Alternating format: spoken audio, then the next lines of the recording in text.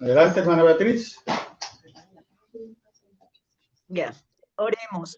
Amado Padre Celestial, nos gozamos en este tiempo maravilloso con tu presencia, Señor.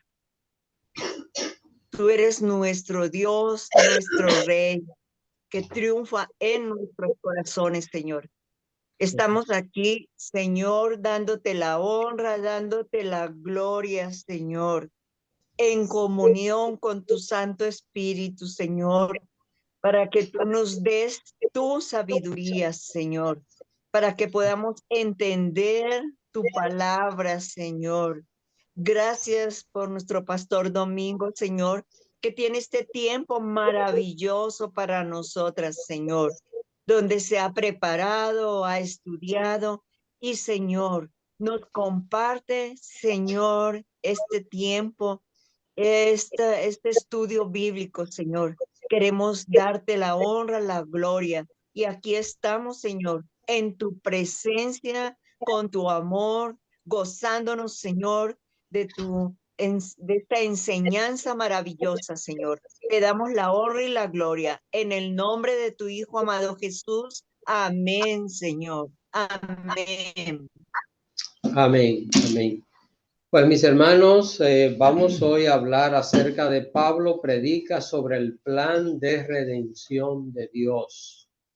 Así que ese es el tema y la cita bíblica Hechos 13, desde el verso 17 hasta el 39. Repito el título, Pablo predica sobre el plan de redención de Dios. Así que es un tema muy interesante. Lo que Pablo predicó en Antioquía de Pisidia. Recuerden que hay dos Antioquías, que encontramos en ese tiempo, la de Siria, que fue donde el apóstol Pablo llegó, donde Bernabé lo buscó y lo llevó, y esta otra es de Pisidia. Pisidia en aquel tiempo estuvo donde hoy está Turquía. Así que no estaban tan lejos las dos ciudades, pero una era de Siria y la otra de Turquía. Así que el mensaje que él predicó allí sería ampliado en las epístolas que él comenzaría a escribir en breve y que culminaría casi al final de su vida. Hermanos, es interesante lo que es el plan de Dios. Ninguno de nosotros puede imaginarse lo que Dios puede hacer en nuestras vidas. Por eso Dios quiere una sola cosa de nosotros, se llama fidelidad, hermano. La fidelidad es el elemento que mueve a Dios a poder glorificarse. Nosotros no impresionamos a Dios por la manera como nos expresamos, nosotros no impresionamos a Dios por la capacidad que tenemos, ni por la experiencia, ni por ninguna de esas cosas. El hombre solo impresiona a Dios cuando le es fiel, cuando le sirve a Dios de corazón y con sinceridad. ¿Y por qué digo esto? Porque cuando nosotros vemos, y acá hemos estado estudiando ya largo tiempo el libro de los Hechos, la peor amenaza que tenía la iglesia de Cristo, ¿quién fue? ¿Recuerdan? Aparte del diablo, desde luego, porque el diablo es... ¿Pero quién era? Saulo. ¿Quién pensó, hermanos? ¿Quién se imaginó jamás que este hombre que representaba la peor amenaza porque fue un perseguidor de los cristianos, porque bueno, ¿qué no hizo contra los discípulos del Señor? ¿Quién pudo imaginar que este hombre que estaba en esa situación sería el primero en escribir un libro del Nuevo Testamento? No fueron los evangelistas, ni siquiera los otros apóstoles, los primeros. Así que, ¿y Pablo qué iba a hacer? Pablo en aquellas cartas que él iba a escribir, ahí iba a detallar lo que vamos a ver, es decir, lo que vamos a ver esta noche, Pablo lo profundiza en las cartas. La primera carta fue Gálatas o Primera Tesalonicenses. No se está claro cuál de los dos fue primero, pero Gálatas o Primera de Tesalonicenses fueron los primeros libros del Nuevo Testamento. Y esto fue en el año, del año 50 al 52 después de Cristo. Así que entre los años 50 y 52 se escribieron los primeros libros del Nuevo Testamento. Su última carta, hablando acerca de Pablo, fue segunda a Timoteo, y aquí no hay ninguna duda. Así que segunda a Timoteo fue la última carta escrita por el apóstol Pablo, no el último libro del Nuevo Testamento, sino la última de las cartas o epístolas escrita por el apóstol Pablo. Fue entre los años 66 y 67 de nuestra era. Ahora, el sermón que Pablo predica allí en Antioquía de Pisidia comienza desde el verso 17 hasta el verso 41, y la mayor parte está dedicada a la llegada del Salvador y a su obra redentora.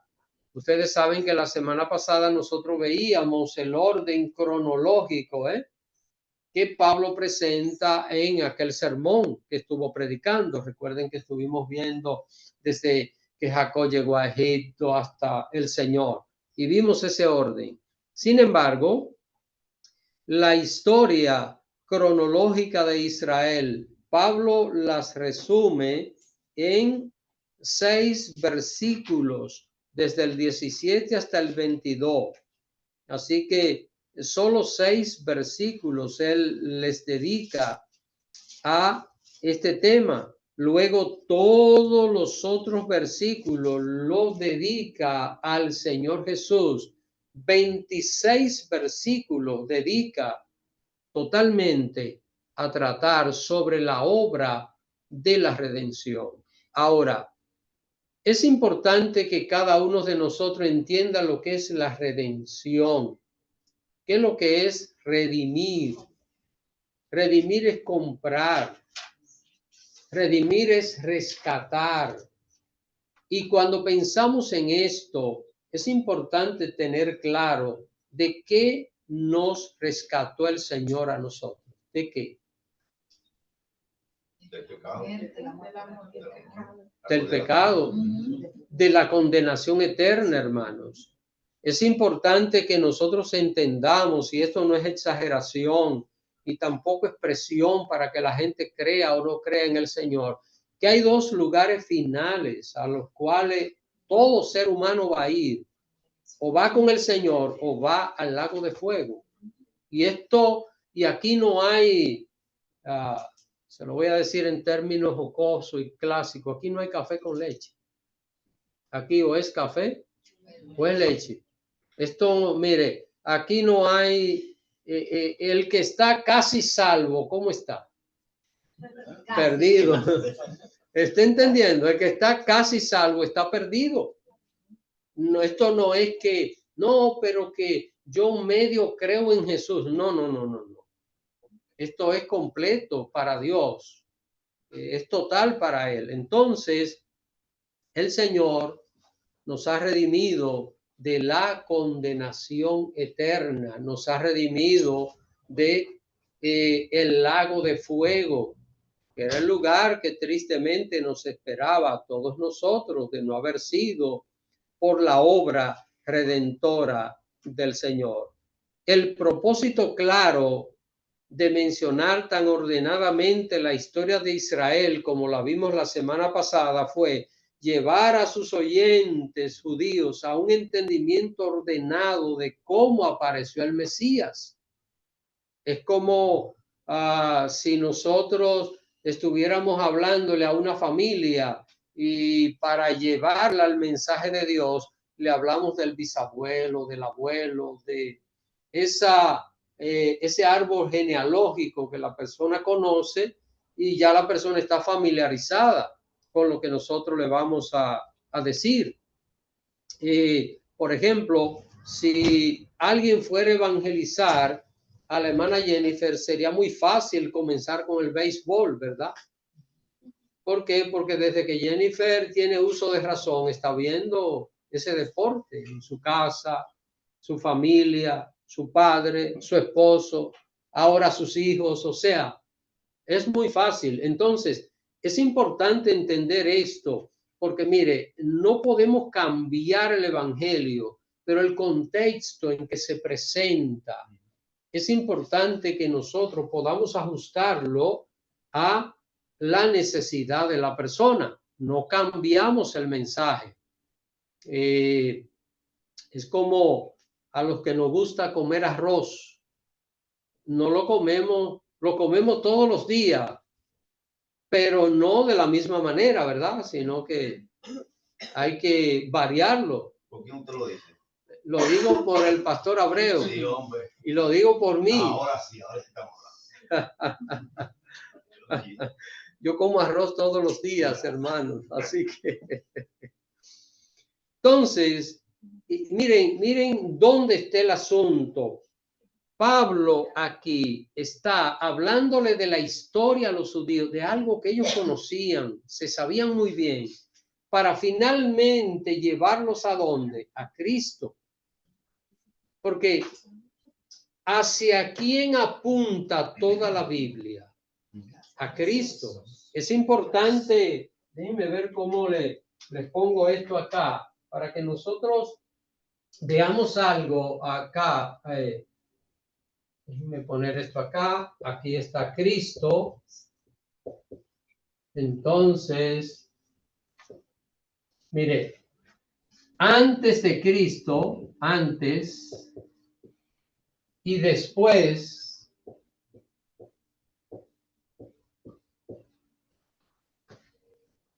la gente que vivió antes de Cristo, ¿cómo se salvó? Creyendo en el Mesías que habría de venir. Así se salvó.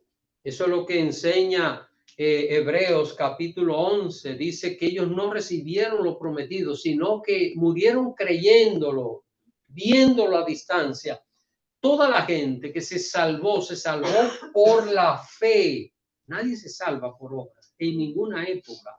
Entonces, antes se salvaron mirando al Cristo que había de venir, y después de Cristo, ¿cómo nos salvamos? Mirando al Cristo que ya vino, creyendo en el Cristo que vino a este mundo. Entonces, es importante que nosotros entendamos que el centro de todo, ¿quién es? Cristo. Y hacia ahí vamos a mirar toda la panorámica de la Biblia. El centro de todo es el Señor Jesús. Y vamos a ver cómo Pablo en este sermón que predicó detalla los pasos de este plan de redención, y esto Pablo lo va a ampliar en sus epístolas, lo que él escribió más adelante. Recuerden que él escribió 13 epístolas, yo creo que 14, porque pienso que Hebreos fue escrita esta epístola por el apóstol Pablo. Ahora, lo primero es en el mensaje que Pablo presenta a Jesús como descendiente de David. ¿Qué están viendo aquí? ¿Qué conexión están viendo aquí? Vamos a ver, ¿qué piensan acerca de esto? ¿Por qué a Pablo le interesa? Bueno, no es que a Pablo le interese, que realmente Jesús es descendiente de David, del rey David. Ahora, si ustedes notan, todavía hoy, ¿qué ustedes creen que piensan los judíos de David, del rey David, el que aparece en la Biblia? ¿Qué creen? ¿Qué piensan, hermanos? ¿Qué ustedes creen que piensan hoy los judíos acerca de David? Que vendrá un Mesías descendiente de él. Vendría un Mesías descendientes de él, pero pensemos en el judío de hoy, de esta época, de este tiempo. Y esa bandera que tiene Israel, esa estrella, ¿usted sabe cómo se llama? La estrella de David. Ellos tienen a David como el Mesías. El gran rey. No como el Mesías, no, pero el gran rey, el rey. ¿Eh? De donde saldría el Mesías. De donde sí tiene que descender el Mesías, pero tienen a David como el personaje más importante de su historia en cuanto al reino, en la etapa del reino, porque recuerden que Israel vivió diferentes etapas. Cuando llegó la monarquía, el personaje principal, el rey por excelencia que ellos recuerdan, David, como digamos, cuando uno piensa en la historia de los presidentes de Estados Unidos, hay un nombre que siempre llega a la mente, Abraham Lincoln. No es que fue el único, ¿verdad? Pero llega a la mente inmediatamente por lo que hizo, por cómo se destacó y todo aquello. Vamos a ver acá en este sermón, capítulo 13, versos 22 y 23. Alguien que por favor lo lea para que veamos cómo presenta a Jesús como descendiente de David. Hermana Anabel. Gracias. Capítulo 13, versos 22 y 23. Y dice, quitado este, le levantó por rey a David, de quien dio también testimonio diciendo, he hallado a David, hijo de Isaí, varón conforme a mi corazón, quien hará todo lo que yo quiero. De la descendencia de este y conforme a la promesa, Dios levantó a Jesús por Salvador a Israel. ¿Ustedes saben qué tiempo transcurrió entre David y Jesús? Unos 1000 años. No fue David y en 100 años, en 150 años, no, 1000 años. David vivió en el siglo 11 antes de Cristo. Y desde luego que Jesús nació en el año 1 después de Cristo, ¿verdad? Porque precisamente con el Señor es que se comienza a contar antes y después de Cristo. Así que lo presenta como descendiente de David. Noten lo que dice, lo que quiere decir que entre un versículo y otro, si nosotros analizamos el orden cronológico, pasan 1000 años. Pero ¿dónde está la conexión? La conexión es para que el judío que esté escuchando el mensaje entienda que ese es el Mesías, que Jesús es el Mesías y que Jesús calificó en todos los requisitos bíblicos para ser el Mesías, para ser el Cristo. Mesías es el enviado de Dios, el Cristo es el ungido de Dios, referente a una sola persona, a nadie más. Ahora, vamos a ver lo que ya Lucas decía, Lucas capítulo 1, vamos a ver acerca de esto mismo. Mantengan la Biblia en Hechos 13, déjenla marcada ahí porque Lucas capítulo 1, vamos a ver lo que nos dicen los versos 31 y 32.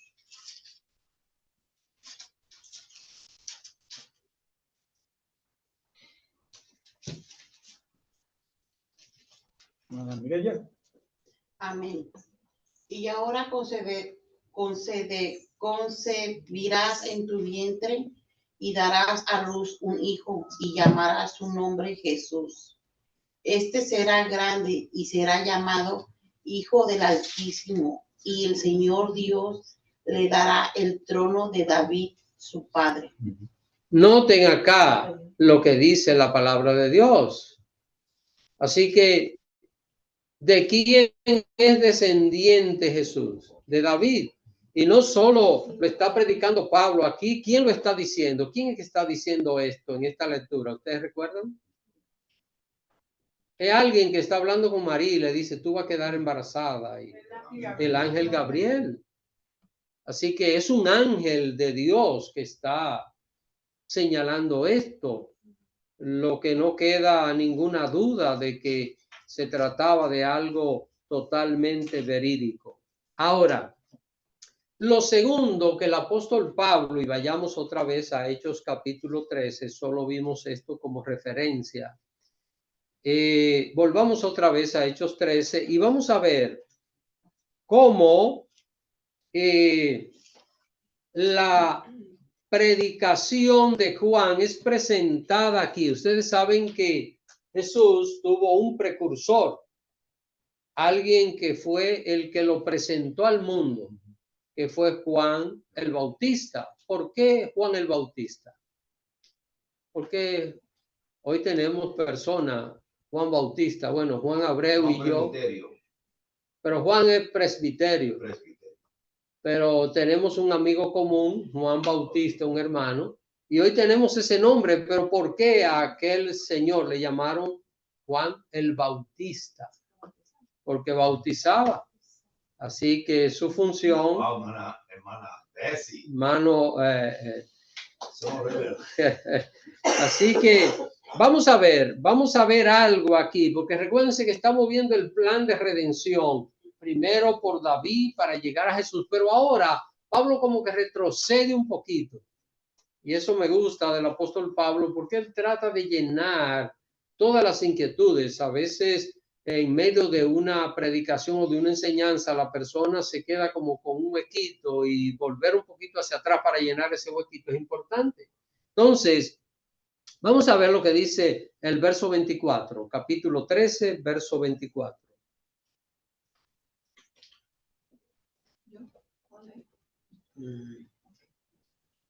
Beatriz. ¿Cuánto primero? Hermana Beatriz. Ya. El versículo 24 dice: antes de su venida, predicó Juan el bautismo de arrepentimiento a todo el pueblo de Israel. Así que viene la predicación de Juan a través del bautismo de arrepentimiento. ¿Y qué es esto? Vamos a ver, ¿qué era esto? Bautismo de arrepentimiento. ¿Qué significaba esto? Porque, ¿qué es lo que es el bautismo?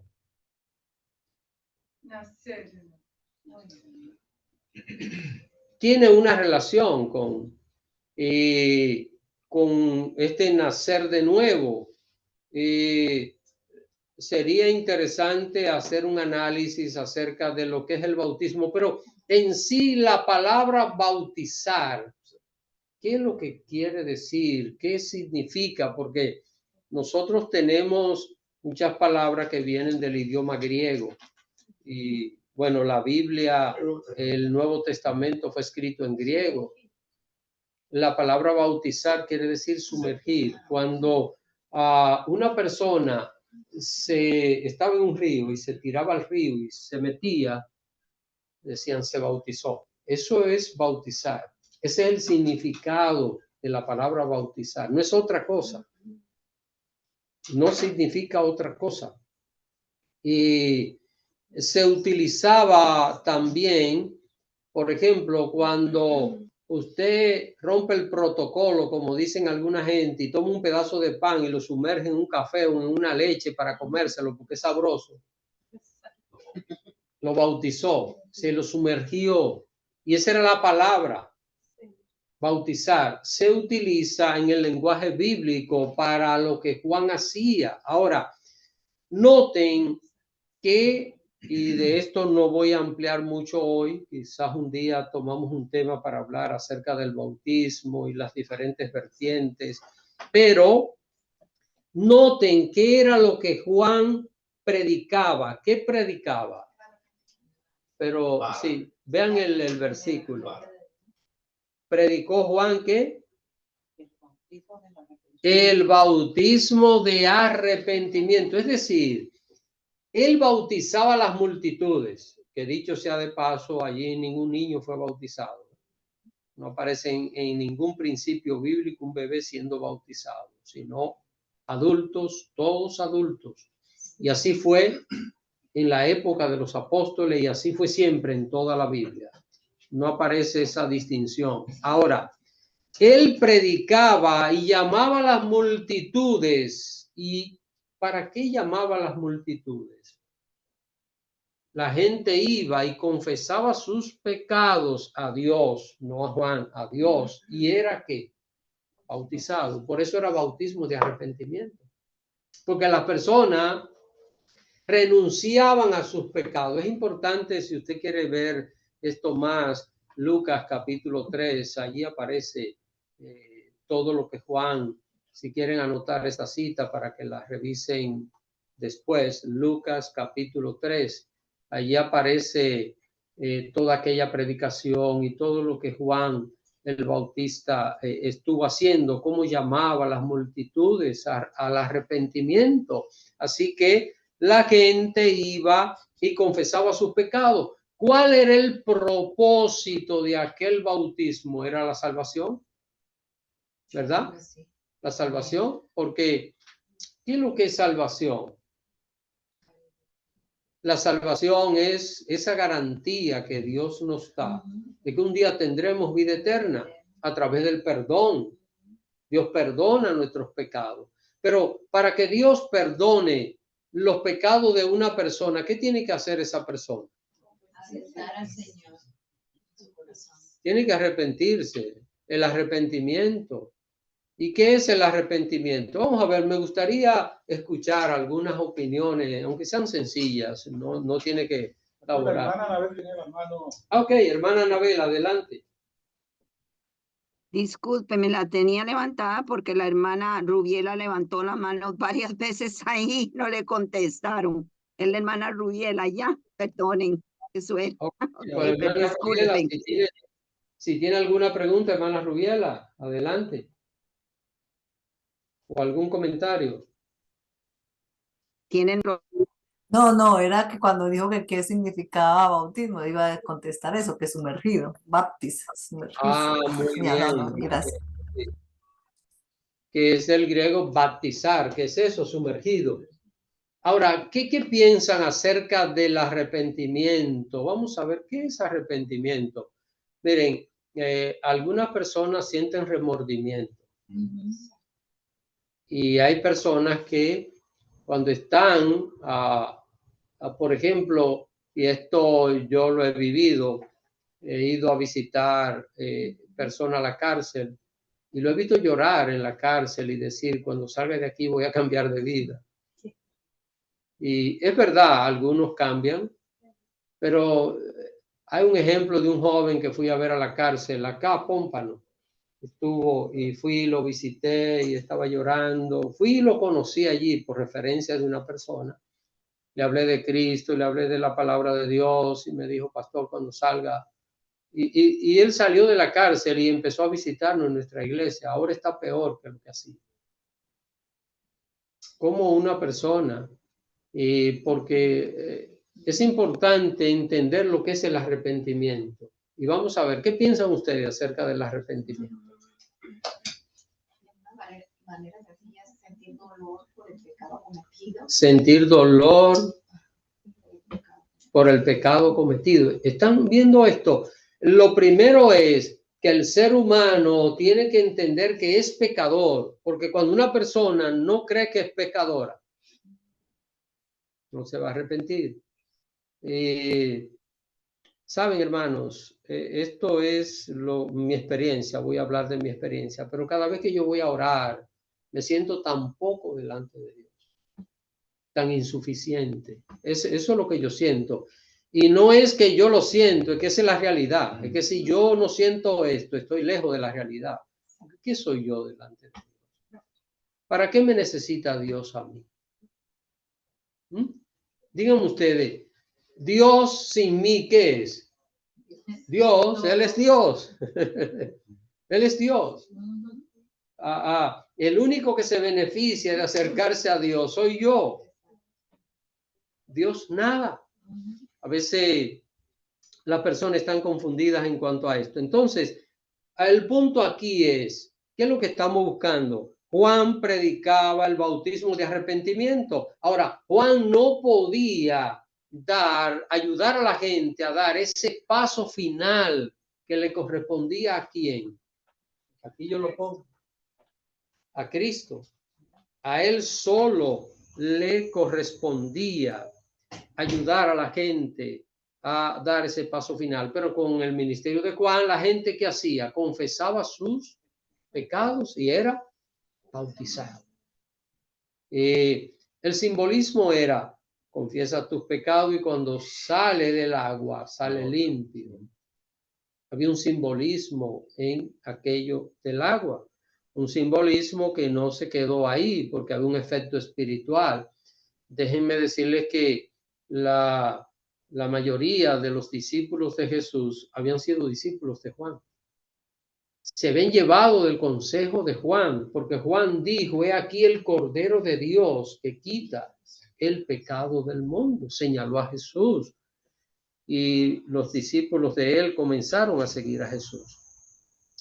Lo tercero, no sé si tienen alguna pregunta, hermanos, recuerden, si tienen alguna pregunta pueden hacerlo, algún comentario. A veces hay cosas que es importante aclararla y yo prefiero que nos detengamos en un punto y no que nos vayamos de acá con alguna inquietud, como con algo que uno diga, pero esto no lo entendí claro o no es lo que yo había pensado. En fin, es importante por esto el estudio bíblico. Pastor, yo siempre tengo en cuenta, y me corrijo, pero arrepentirse es realmente estar arrepentido de lo que uno hizo. No que, pues, hice esto y ahora estoy 3 años en la cárcel. No. ¿Qué problema? Es una queja de la consecuencia. Entonces, las consecuencias siempre no nos van a agradar, pero hay que arrepentirse de la falta que uno ha hecho. Aunque no tenga consecuencias o sea grande, no importa. Exacto, entonces, sí. Sí, porque una persona que comete un delito, pensemos a alguien que, qué sé yo, comete un hurto y va preso. Y allí en la cárcel, aquí pagando mis culpas, pero es consecuencia. Si esa persona está arrepentida, sale de ahí, jamás vuelve, jamás en su vida vuelve a tomar algo ajeno, ¿verdad? Eso es un arrepentimiento. Eso es lo que yo le pregunto, ya te he contestado la pregunta para la edificación. ¿Cuál es la evidencia de un verdadero arrepentimiento? ¿Llorar o un cambio? Un cambio. Un cambio. Cambio. Que lloramos. Pero sí, es un cambio, pero a veces, por ejemplo, hay muchos personas con adicción que recaen y vuelven de nuevo. Y sí ha habido un cambio, están esforzándose, lo que pasa es que es una dependencia química muy difícil, ¿no? Entonces, que es un poco diferente a matar a alguien y salir a la cárcel y vuelvo y matar a otro, ¿no? Y ahí lo hizo consciente e intencionalmente. Sí, sí.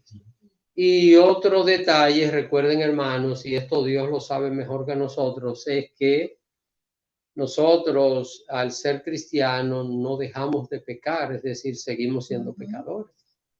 Entonces, en este sentido, lo que dice el hermano Antonio, una persona puede estar batallando con una debilidad en su vida y el hecho de que en un momento dado dé un resbaloncito no significa de que no ha sido sincero el arrepentimiento. Ahora, lo que la persona no puede mantenerse en el resbalón, porque somos pecadores, pero no practicamos el pecado. Es decir, hay una diferencia entre ser pecador y practicar el pecado. Pecador somos todos nosotros, inevitablemente, pero querer vivir en el pecado. Ahí está la diferencia. Y ahí está la diferencia. Puedo cometer un error, pero querer vivir en el error, justificar el error, decir que no, que está bien, y que yo estoy bien aún, ya ahí es donde está el problema de una persona que no ha tenido un verdadero arrepentimiento. Una cosa es que todos luchamos de alguna área de nuestra vida. Son batallas. Siempre. La diferencia está en que luchamos, pero sentimos dolor cuando lo ofendemos a Dios y queremos cambiar. Decimos, Señor, ayúdame. No debemos tirar la toalla porque llegará el momento seguro de que la liberación de que con lo que luchamos y sentimos temor frente a esa tentación o ese pecado que recaemos, la liberación va a llegar, porque Dios lo ha prometido. Sí. Lo que debemos perseverar en la fidelidad, confiar en la fidelidad del Señor, que comenzó la buena obra, la va a perfeccionar hasta el día de Jesucristo. La va a hacer perfecta. Sí, sí, Sí. sí. Es que ese es el verdadero arrepentimiento. Sí, sí. Pero aún un verdadero arrepentimiento, Nelson, no significa que la persona es perfecta. Solo que yo no puedo tomar como pretexto que no soy perfecto para estar pecando. Digamos que, qué sé yo, que ofendí a una persona y la ofendí, entonces yo todo el tiempo digo, bueno, yo no soy perfecto, pero vuelvo otra vez y ofendo a la persona. No, pero es que yo no soy perfecto. O sea, no, debemos de empeñarnos en irnos superando, en ir avanzando en la vida espiritual, porque eso es un verdadero arrepentimiento donde la persona está progresando. Hay pasos, miren, la vida cristiana es como una carrera, pero no una carrera de velocidad, sino una carrera de resistencia. ¿Qué pasa con esto? Hay momentos en que vamos rápido, pero hay momentos en que apenas nos movemos. Pero ¿cuál es el rumbo? Seguir. Y hay momentos que nos pasa esto, hermano, y todos lo hemos sentido. Hay momentos en nuestra vida espiritual como que y querer abandonar la carrera y querer tirar la toalla. Pero ¿a dónde vamos? En una ocasión hubo unos discípulos de Jesús que se fueron. Jesús predicó algo y a ellos no les gustó y se fueron. Y los discípulos le dijeron, Señor, mira, aquellos se van. Y Jesús le dijo, ¿quieren ustedes irse también? Y Pedro le dijo, ¿a dónde iremos? Solo tú tienes palabra de vida eterna. Es decir, ¿a dónde voy? ¿A dónde voy fuera de ti? No hay otra alternativa, solo el Señor Jesús. Entonces, hermano, lo tercero que nosotros vemos acá en esta predicación del apóstol Pablo es que al pueblo de Israel, entre todas las naciones del mundo, fue al único que se le dio el mensaje de salvación. No es que Dios no amaba a todo el mundo, pero ¿cuál fue el pueblo que el Señor le envió el mensaje? Fue Israel, pueblo de Israel. Vamos a ver lo que ellos hicieron. Capítulo 13, acá donde estamos, Hechos 13, versos 26 y 27.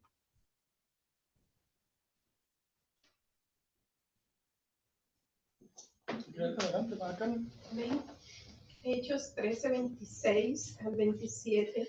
Varones hermanos, hijos del linaje de Abraham, y los que entre vosotros teméis a Dios, a vosotros es enviada la palabra de esta salvación. Porque los habitantes de Jerusalén y sus gobernantes no conocieron a Jesús, ni las palabras de los profetas se leen todos los días de reposo. Las cumplieron al condenarlo. ¿Sabe cuándo pasa esto, hermano? Cuando nosotros oímos con los oídos y no con el corazón. Eso le pasó a Israel. Tenían palabras de Dios. Ellos, ¿de qué podían quejarse en cuanto a la oportunidad de salvarse? De nada. Lo tenían todo. Es como un hijo que tiene todo en su casa y va a molestar a la casa del vecino. Eso pasó con el pueblo de Israel. Entonces, el Señor les dio los profetas. Si usted mira, todas las personas que escribieron libros de la Biblia, estoy pensando profundamente, todos fueron israelitas, todos.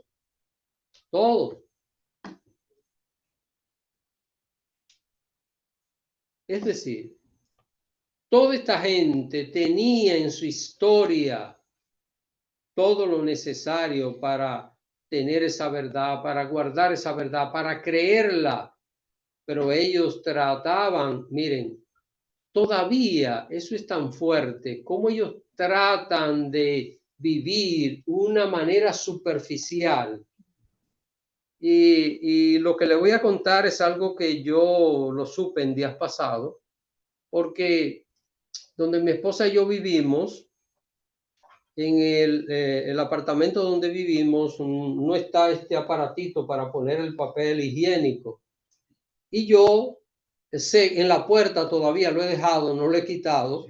Hay un asuntito judío. Bueno, pero a mí me creaba inquietud. Yo dije, cuando nosotros nos mudamos acá, ¿por qué no tiene esto? ¿Cómo se llama, Juan? El de poner el bueno. Bueno, el caso es... No, es que ya no. Bueno, ¿qué pasa? Yo me pongo, digo, pero ven acá, me creó curiosidad. Y yo dije, ¿por qué tuvimos que poner ese portátil? Pero bueno, y me pongo a investigar. Y sucede que los judíos no usan el papel en rollo porque el sábado tienen que romperlo y no pueden hacer eso porque pecan.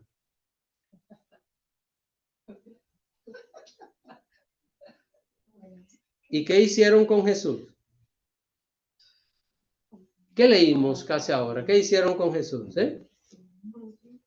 Miren lo que dice el verso 27 que leyó la hermana Carmen. Dice, no conociendo a Jesús ni las palabras de los profetas que se leen todos los días de reposo, las cumplieron al condenarlo.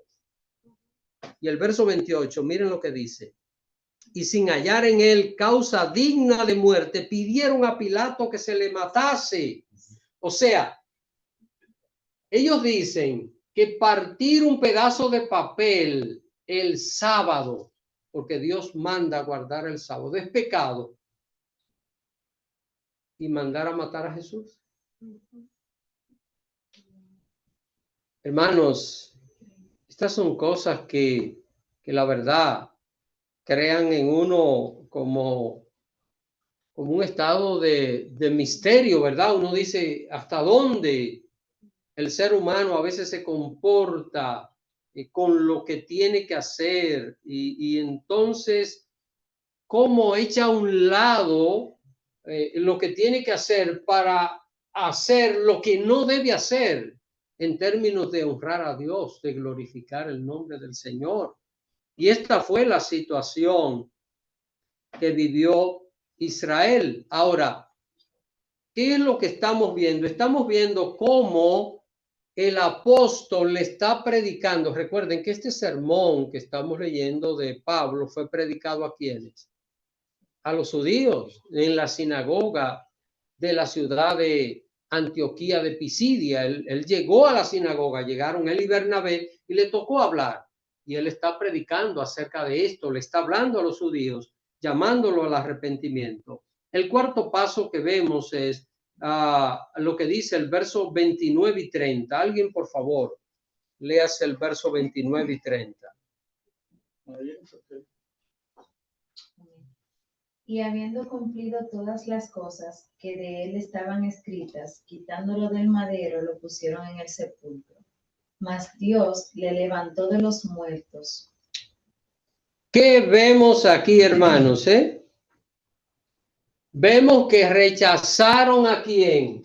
Al Cristo, al que ellos todavía lo están esperando. Los judíos están esperando el Mesías.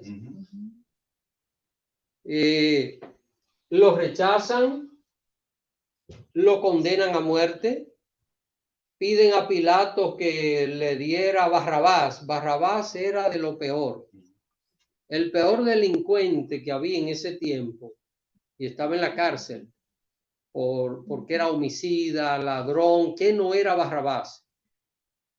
Barrabás tenía a la gente harta. ¿Y qué pidieron? Ustedes creen, miren, Hermanos, Pilato tuvo la responsabilidad de mandar a crucificar a Jesús, pero Pilatos hizo todo lo que pudo para no crucificar. Hasta tal punto que aquella frase, te lava las manos como Pilato. Pilato se lavó las manos en público y dijo, señores, soy libre de la sangre de este justo, allá ustedes. Incluso la esposa de Pilato esa noche tuvo revelación y le dijo, mira, no tengas tú nada que ver con ese justo, porque Dios se le reveló a la esposa de Pilato. ¿Y qué hacen los judíos? Pilato para poder como evitar que ellos quisieran condenar a Jesús, le dice, señores, para Pascua siempre soltaba a un preso. Y él mismo le propone, ¿a quién quieren? ¿A Barrabás o a Jesús? Barrabás era lo peor de lo peor. ¿Y qué dicen ellos? Suéltanos a Barrabás, a Barrabás. ¿Y qué hago con Jesús? Crucifícale, crucifícale, toda aquella multitud. Así que, hermanos, eso es más humillación, ¿no? Porque lo intercambiaban por el peor de todos. Si hubiese sido un preso aquí importante, estaría mal como quiera, pero que fuera el peor de los criminales, pues añade a la humillación que sufrió Jesús. ¿Hasta dónde estaban valorando? Y hermanos, ¿qué más necesitaban ellos para creer que Jesús era el Mesías? ¿Qué más? Pero ¿qué dice la palabra de Dios? Que Jesús murió, es decir, lo mataron, fue sepultado, pero ¿qué pasó? Se levantó. Se levantó triunfante. Pero el que no quiere aceptar la verdad, es aquí donde está el caso, hermano. Mire, cuando una persona está ensegada religiosamente, cuando una persona endurece su corazón, que no quiere aceptar la verdad, ¿qué se puede hacer? Nada. Cuando Jesús resucitó, ¿sabe qué hicieron los guardas que cuidaban la tumba? Salieron corriendo, eso está en Mateo capítulo 28, salieron corriendo a decirle al sumo sacerdote que Jesús había resucitado. Debieron haber creído, ¿verdad? ¿Qué hicieron? Sacaron unos billetes y le dijeron a los soldados, digan ustedes que ustedes se durmieron y que cuando estaban dormidos, los discípulos vinieron y se robaron el cuerpo. ¿Cómo un ser humano tiene un corazón tan duro, tan fuerte? Bueno. Ahora, hermanos, ¿pudieron ellos ocultar la resurrección de Cristo? No pudieron. Ellos no creyeron. Y es importante que entendamos esto. Dios le da a los seres humanos la oportunidad de creer. Depende de que nosotros aceptemos la verdad o la rechacemos. Porque a veces tenemos toda la oportunidad de recibir la verdad, pero preferimos la mentira. Eso fue lo que le pasó a Israel. Prefirió el engaño, sabiendo, viendo lo que Jesús había hecho, hermanos. ¿Sabe lo que es? Muere Lázaro, el hermano de Marta y de María. 4 días de sepultado, porque la gente era sepultada el mismo día que moría, no al otro día o varios días. El mismo día. Muere Lázaro, lo sepultan, 4 días ya sepultado, en estado de descomposición en la tumba. Llega Jesús a la casa de ellos, de Marta y de María, y van al lugar donde estaba el sepulcro, y aquel sitio estaba lleno de los fariseos, de los judíos que eran amigos de Marta, de María y de Lázaro, y están allí. Y Jesús llega y se para Jesús frente a la tumba y dice, muevan la piedra. Era una cueva. Y cuando mueven la piedra, Jesús dice, Lázaro, ven fuera. Y este hombre sale. lo desenrollan. Ustedes saben que los muertos lo enrollaban, aquel asunto de los lienzos para ponerle la mirra, el incienso y todas aquellas cosas, que una forma de embalsamar los cuerpos. ¿Y saben lo que hacen? Salen algunos de allí a decir lo que Jesús había hecho. Y dicen el sumo sacerdote y otros: tenemos que matar a este hombre por lo que ha hecho. Ahora, no contento con esto, ¿saben lo que determinaron ellos? Matar a Lázaro, porque a causa del testimonio de Lázaro, la gente creía en Jesús. Porque Lázaro decía: ustedes saben que estuve 4 días muerto y él me resucitó. Él es el Mesías. Entonces decían: hay que matar a Lázaro también. ¿Hasta dónde llega la dureza del corazón del ser humano? Ahora, el propósito de Cristo es el arrepentimiento. Ese cambio que debe producirse en el corazón, en la vida de la persona. Y como ya podemos ver a través de la predicación del apóstol Pablo, vemos que la resurrección de Cristo fue un hecho evidente. Y vamos a ver los versos 31 al 33. Así que alguien, por favor, léase los versículos 31 al 33. Y él se apareció durante muchos días a los que habían subido juntamente con él de Galilea a Jerusalén, los cuales ahora son sus testigos ante el pueblo. Y nosotros también os anunciamos el evangelio de aquella promesa hecha a nuestros padres, la cual Dios ha cumplido a los hijos de ellos, a nosotros, resucitando a Jesús, como está escrito también en el Salmo 2. Mi hijo eres tú, yo te he engendrado hoy. Hermanos, evidente la resurrección de Cristo.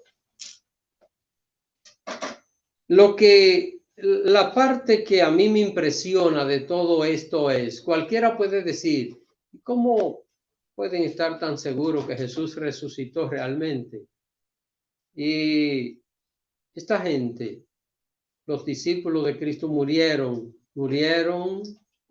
reafirmando la resurrección de Cristo.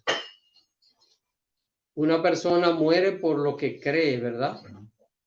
Una persona no muere por una mentira. Cuando una persona está mintiendo y lo presionan, ¿qué va a pasar? Va a decir la verdad.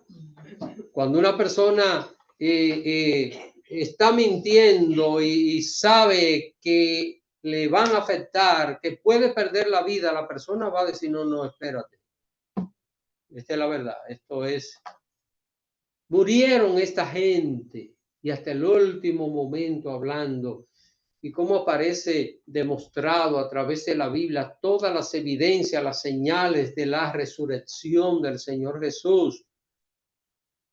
¿Y para qué ahora le está predicando Pablo esto a esta gente? Porque el propósito es que creyeran en Jesús, que creyeran en su palabra. Esta gente que estaban allí, los judíos, recuerden, y es importante que nosotros tengamos el escenario donde se desarrolla esto, fue en una sinagoga. ¿Y quiénes estaban allí? Judíos. ¿Y qué hacían ellos? Cuando los judíos se reunían o se reúnen todavía hoy, ¿qué hacen?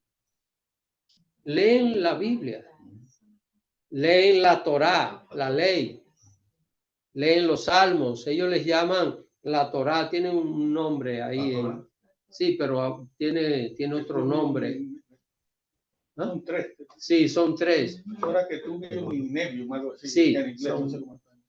Y los escritos, la ley y los profetas, 3. Y ellos la leen. ¿Pero para qué les sirve? ¿Para qué? Es decir, tienen una religión, son devotos a esa religión. Recuerden lo que yo dije del papel de baño, que no lo usan en rollo porque el sábado, entonces, ¿qué fuerza hay que hacer para partir un papel de baño? Sin embargo, ellos dicen: con esto pecamos. Ni siquiera los switch, los sábados. Yo trabajé en un hotel donde yo tenía su fiesta ni siquiera las luces, y ni abren las puertas con la tarjeta electrónica. Ellos no tocan nada, hay que abrirle, hay que prender la luz, pues ellos no tocan nada. En un video donde yo estoy también, tienen una persona que tiene que abrir la puerta para entrar con su Nosotros un judío que tienen hoteles que el ascensor está programado para que abra solo y pare en todos los pisos. El sábado. Sí, cosa que ellos no tengan ni que apretar un botón. Imagínense, hermano. Ni flochar el baño basta, porque yo No, trabajé no, muchos no, años. también. Yo trabajé con judíos como 8 años. ¿Cómo? No flochan ni el baño. Bueno, no vamos a preguntar los resultados. Y hermano, y yo pregunto, ¿por qué es esto? Porque en la ley de Moisés dice 6 días trabajarás y el 7º día es de reposo para Jehová tu Dios. Guardando el sábado de esta manera y matando al Hijo de Dios, al enviado de Dios.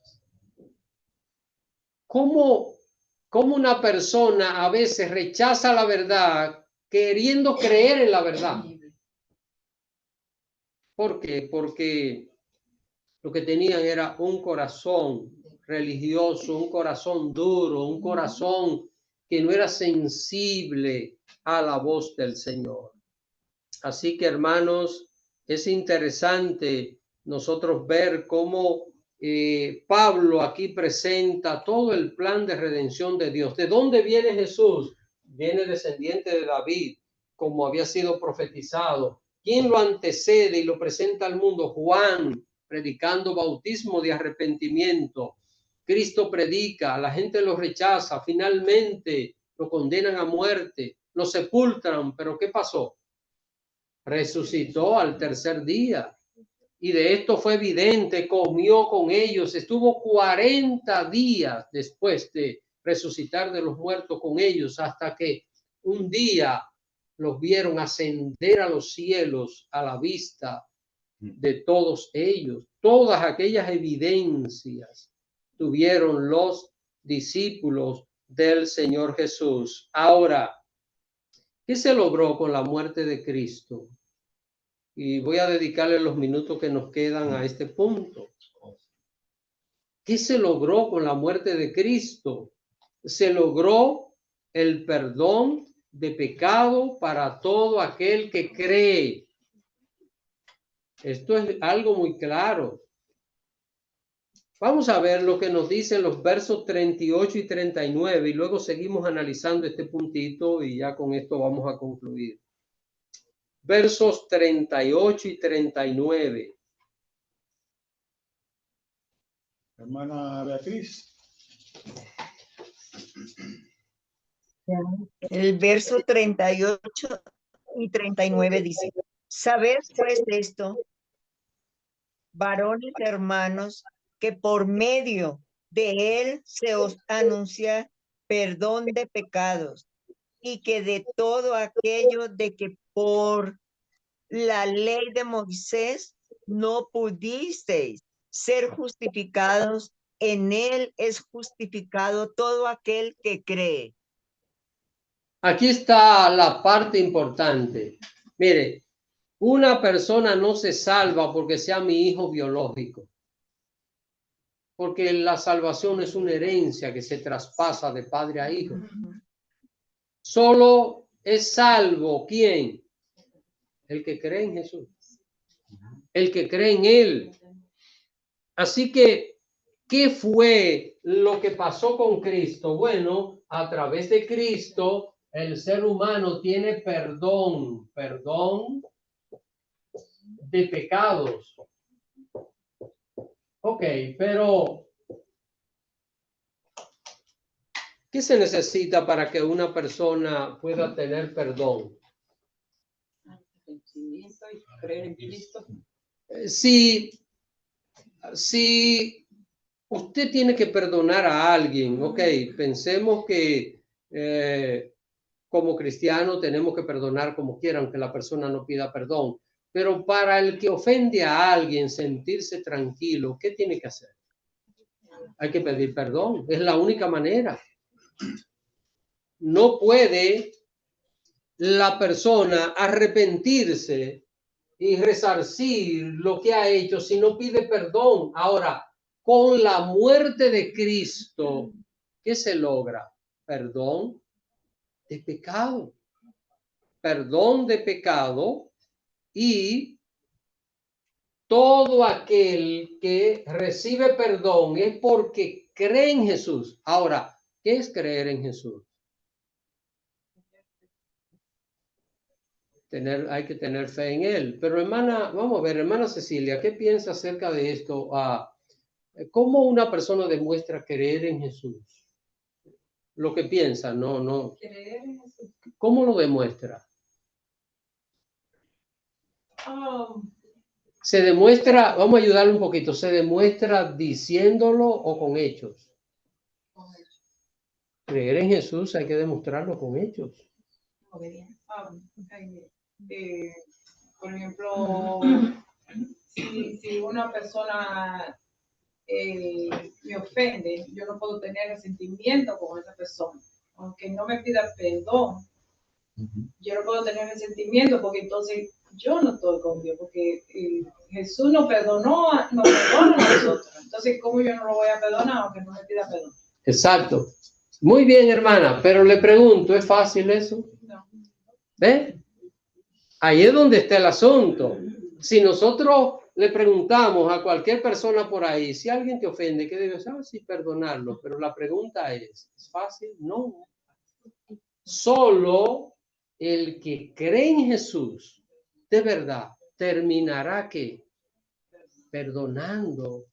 Va a costar, va a haber una lucha, pero finalmente esa persona terminará lográndolo. Así que, hermanos, cuando hablamos de que a través del sacrificio de Cristo nosotros tenemos perdón de pecado, el ser humano debe de creer en Jesús. Solo creyendo en Él podemos tener perdón y podemos tener arrepentimiento. Creer en Jesús no significa sencillamente una persona decir, sí, yo creo en Dios.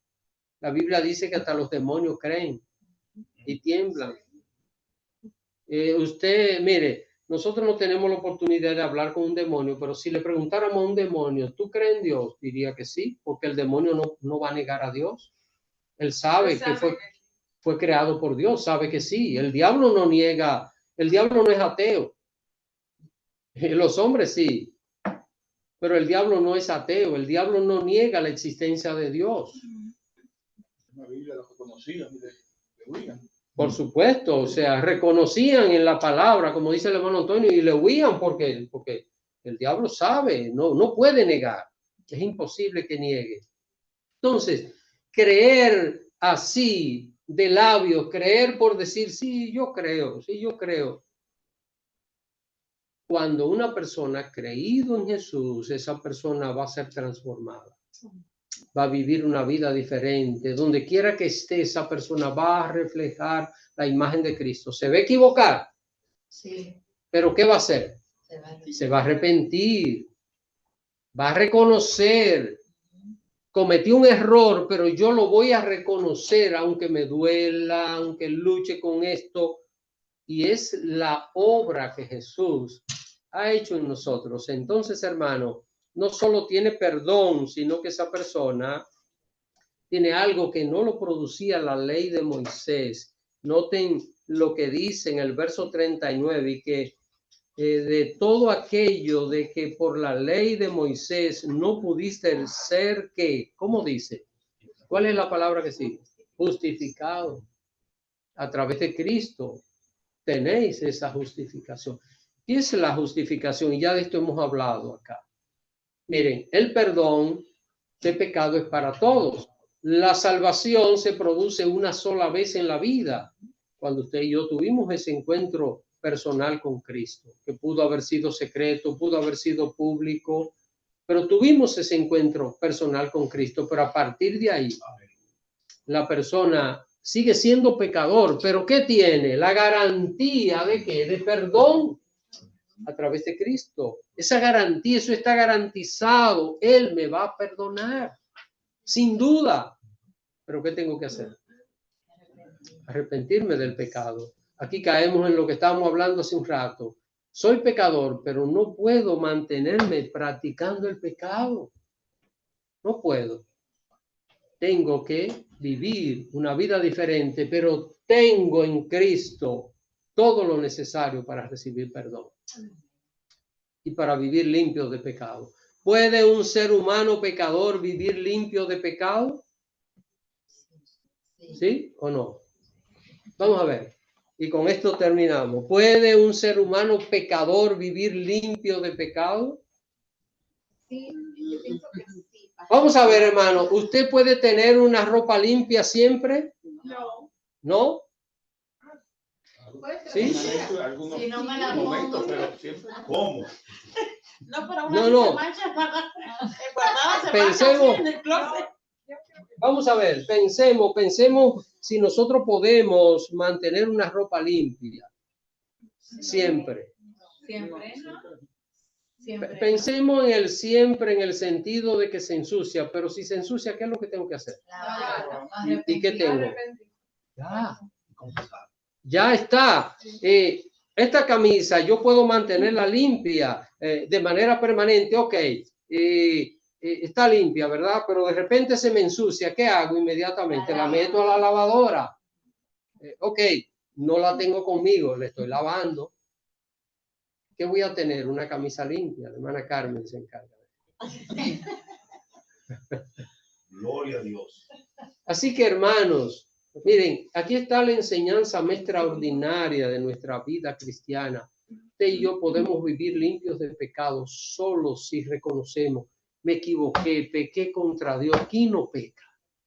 Pero vamos a pedirle perdón de corazón, Señor. Yo no quiero pecar, yo no quiero hacerlo. ¿Y qué va a pasar? Ese pecado, ¿qué sucede? Se borra. De una vez se borra. Va a tener perdón a través de Cristo, porque para eso murió Cristo. Cristo no murió para que hagamos películas de Él, sufriendo. Él murió para limpiarnos de todo pecado. ¿Hay alguien que iba a decir algo? Bueno, a ver. Pienso que si uno peca, ¿verdad? Y el Espíritu Santo le revela que uno pecó, uno se da cuenta enseguida hay que pedir perdón. De esa manera uno se mantiene limpio de pecado. No esperar que a la oración de la noche o a la oración de la mañana para pedir perdón, no, en el momento. Que nos damos cuenta, Pequé a las 10 de la mañana. Estoy en el trabajo, un ejemplo. Tal vez no puedo orar en público. Déjame ir al baño. Toda persona tiene permiso para ir a un baño. Déjame ir al baño, Señor. Perdóname. Dios mío, no. Yo creo que cuando uno, yo pido perdón después, es porque no está arrepentido. Porque si está arrepentido, uno tiene una urgencia de hacerlo inmediatamente. Y un ejemplo que no lo hace inmediatamente, porque físicamente no puede, está en una reunión o en algo que tiene que dejarlo. Pero aún así en la mente de esa persona está pedir perdón. Entonces, está arrepentido. Ya. Sí, sí. Tiene una intención que no quiso pecar o no quiere pecar. Yo pienso que aunque uno no pueda ir al baño a una persona, en la mente no puede decir, en la mente, pero así. Es que la actitud nuestra de querernos arrepentir. Yo puse el ejemplo del baño porque quizás una persona dice, bueno, pero necesito un momento aparte, pero nosotros lo podemos hacer en cualquier lugar. Solo hay que tener la actitud de que nos dolió. Señor, yo pequé, reconocerlo. Yo te pido que tú me perdones. No es el caso, por ejemplo, aquellos que tenemos unos poquitos años de casados. Ya usted sabe que en el matrimonio cometemos errores y ofendemos. Sí. Y la Biblia dice que no deje poner el sol. Porque no, o sea, no podemos esperar. Porque a veces nos acostamos con el rencor y pensamos que vamos a resolver el problema. Dándole padre a la esposa. Vamos a arreglar eso inmediatamente. Vamos a buscar el diálogo. Eso mismo con Dios. Porque ¿cuánto hemos tenido que soportar en nuestro matrimonio? Cada uno de los que son casados. Mire, hermana, yo no estoy diciendo por usted, por mí, mi hermana. O sea, esa es la experiencia de todos. Esa es la experiencia. El que niega eso está pecando, porque está mintiendo. Yo no estoy diciendo, la Biblia dice que todo tiene su tiempo. Y hay veces que yo he decidido mejor hablamos mañana y lo dejo tranquilo. Hay que saber el momento adecuado. Pero la actitud, de querer buscar una Sí, conciliación. porque pasó, hermano, yo lo estaba contando, hoy a un cuñado mío se lo contaba, el que lo llevaba al aeropuerto, Miami, con esto concluí, no se por no alargar. Una esposa que, el esposo era bien pacífico, le gustaba buscar la reconciliación, tenía problemas. Y ella agarró el no, el hermano Antonio, eso lo estaba haciendo también la historia. Y la hermanita agarró ¿sabes que a veces las esposas le tiran en directa a uno también cantando himnos? Ya yo sé cuando la esposa mía está disgustada conmigo y yo sé comienza a cantar himnos, a tirarme en directa. Ya yo la conozco y eso es como este hermanita comenzó a decir, a cantar el hermano en la iglesia entró. Dice, paz, paz, cuán dulce paz. La hermana llegó y agarró el mismo himno y dice, la lucha sigue, oh cristiano. Porque hay otro himno que dice así. Bueno, hermano, a través de Cristo tenemos perdón. Así que lo dejamos hasta aquí por hoy.